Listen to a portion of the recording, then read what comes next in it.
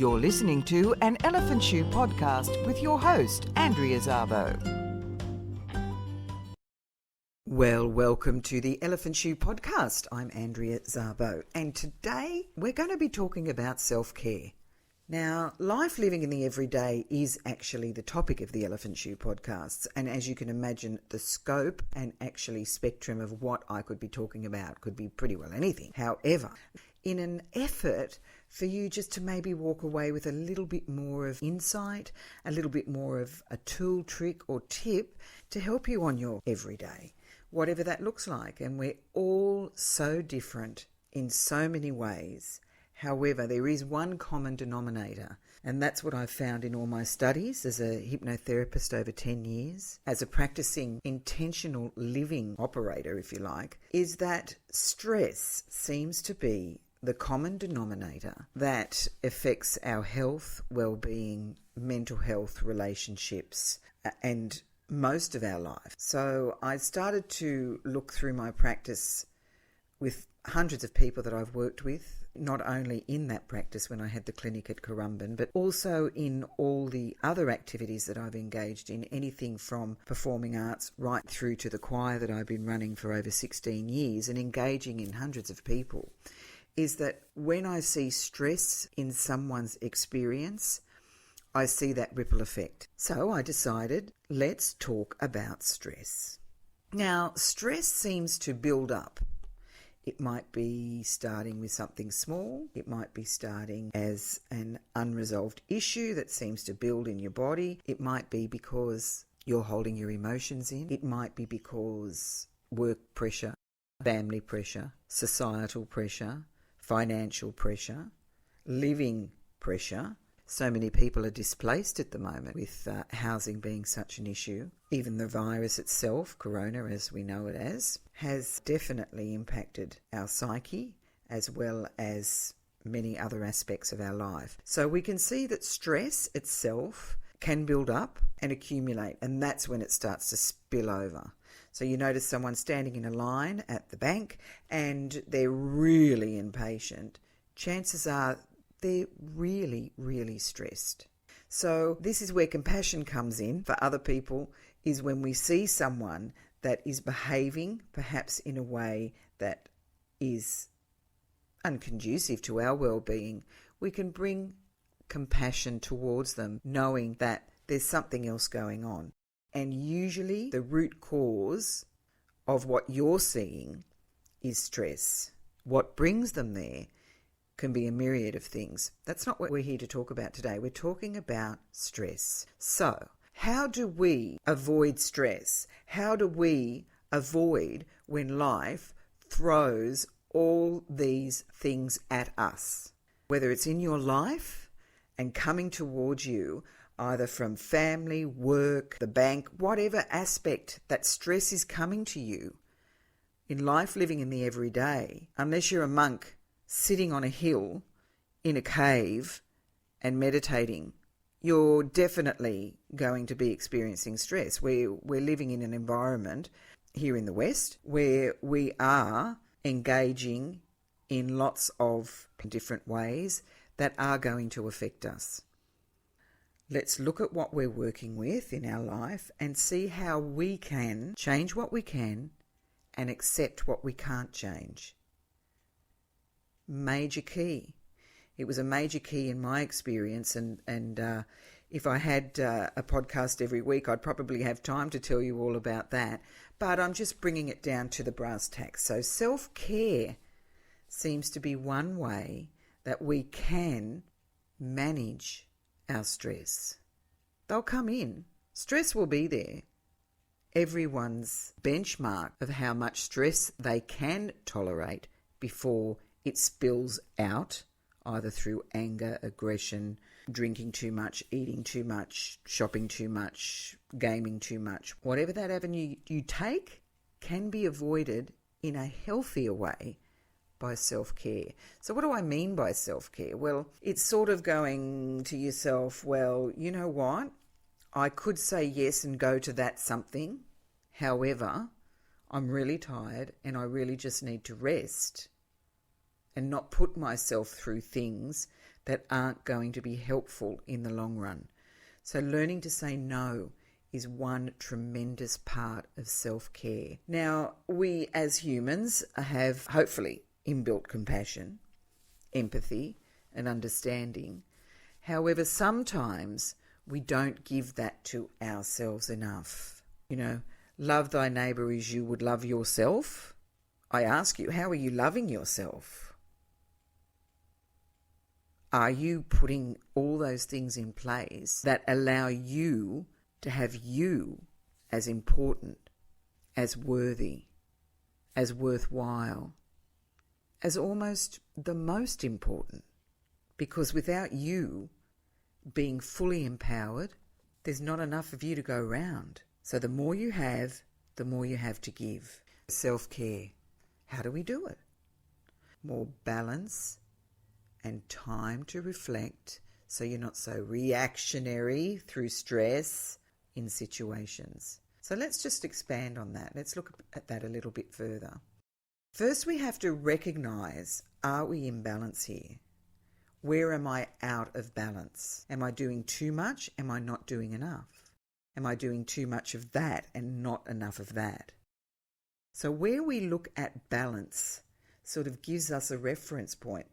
Because if we don't stop and drop, as I call it, which is stop and drop into yourself, either through meditation or just 5 minutes a day to just stop at a certain spot in your house or on the beach or wherever you'd like to spend some beautiful quality time in nature is the best, you can recognize the balancing act that you're playing.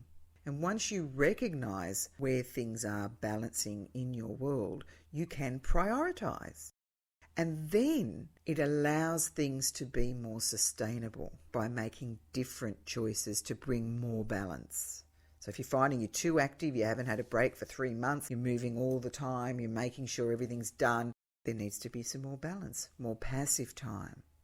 Or if you're lying in bed till 12 o'clock in the day or 1 o'clock, whatever, no judgment here, by the way, you can do whatever you want. It's all good.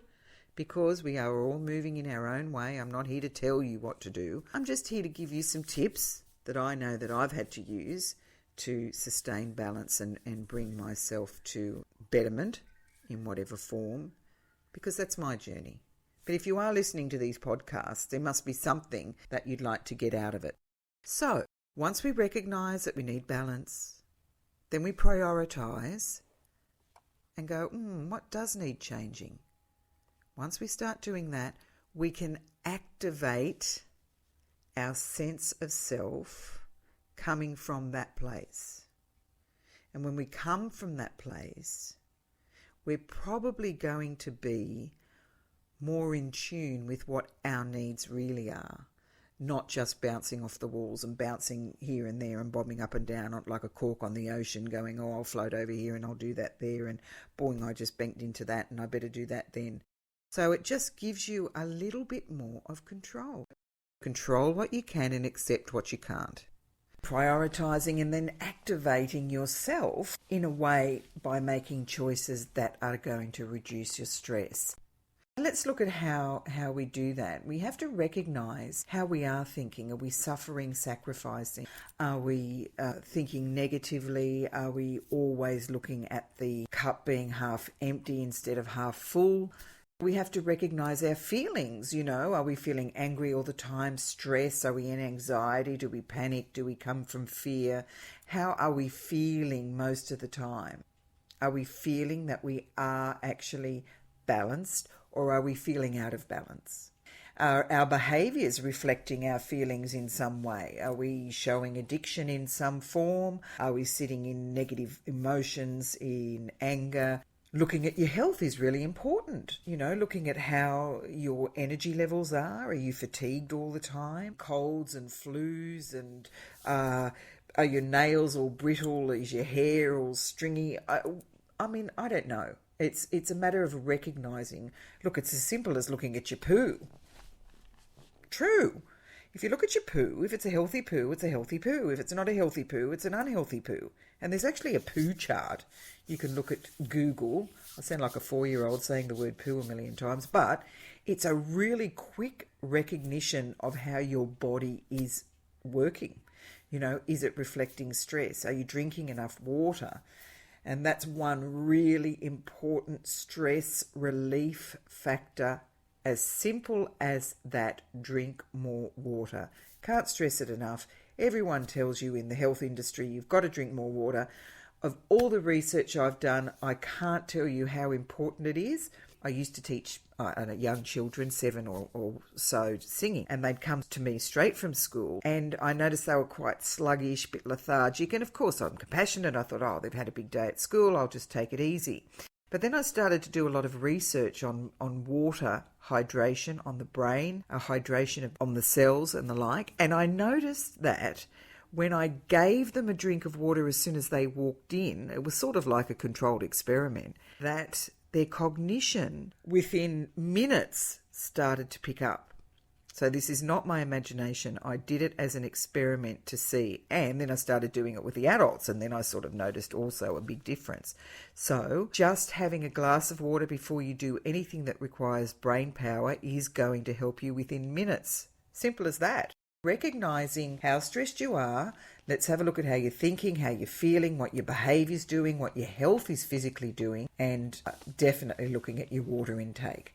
So what are some of the responsibilities you can do to bring yourself to a better place? Well, this self-care thing that I'm banging on about today really is the go. So let's just go through a little bit of a list, I suppose, of things that, I don't know, it's a list or whatever. It's just something that I've come to conclude that really helps me maintain balance. Now, the first thing is you've got to give yourself permission to want to be the best person you want to be. We've been told lots of times in our upbringings, or many of us have, that we're not good enough, you'll never amount to something, this is not good, what do you think you are, who do you think you are, all those sort of things, all these negative things that sit out in our subconscious and actually get in the way. So the first thing to do is give yourself permission. Say to yourself, I give myself permission to be the best possible person I can be under the circumstances I'm given. Simply saying, I give myself permission to reach my potential. Because you have to actually give yourself permission, because there's so many things that get in the way that make us feel that we don't deserve, or we're not good enough, or what have you. So when you start doing that, when you give yourself permission, you will start to recognize that you are important enough to have self-care. You are important enough to look after. You are important enough to love. You are important enough to get your needs met. You are important enough to say no or ask for help. You are important enough to be kind to yourself, even in how you talk to yourself. I'm such an idiot, I shouldn't have done that. Well, no, you're not an idiot. We all make mistakes. We all do silly things, but telling yourself that is really unfair. You've got to be nice to yourself. Remember to slow down and make you a priority and set those boundaries. Being okay with being alone is another one. Now, that's an important one in the sense that we, a lot of the time, fill up our day, fill up our house, fill up our fridge, fill up our bar, fill up our everything. We try to fill up everything. We try to make sure we haven't got any time. It's all subconscious, by the way, but we're filling up. So emptying out and being okay with being alone is an important one. And that's your responsibility. No one can do that, but you have to set the boundaries and say, sorry, no, I can't, whatever. Okay? So it's just about making choices to bring balance through self-care. Making sure you are prioritising, making yourself important enough to put yourself first. Making sure you give yourself things that are helpful for you. You deserve it. Maybe go and have a massage. Read a book. Phone a friend, take a hot bath, do a hobby.